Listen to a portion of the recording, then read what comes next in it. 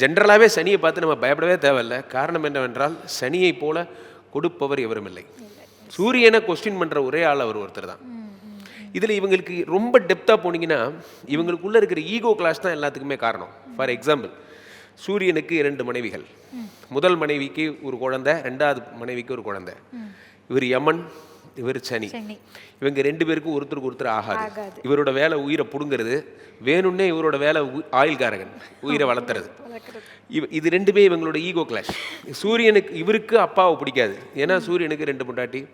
சூரியனை இவர் விரும்பலை, எப்படி மனைவி இருக்கும்போது நீ பண்ணுவ அப்படின்னு சொல்லி எதிர்த்தார். அதனால ஜனனஜாதத்தில் இவருக்கு சூரியனை பிடிக்காது. ஒவ்வொரு கிரகத்துக்கும் இது மாதிரி ஒரு காம்போ இருக்குது. ஃபார் எக்ஸாம்பிள், ஒரு வாத்தியார் இருக்காருன்னா ஒரு வாத்தியாருக்கு கிளாஸில் அடிதடி பண்ணுற பையனை பிடிக்காது, அடாவடி பையனை பிடிக்காது. அப்போ குருவுக்கு செவ்வாயை பிடிக்காது. அப்போ குரு கடகத்தில் உச்சம், மகரத்தில் நீச்சம்.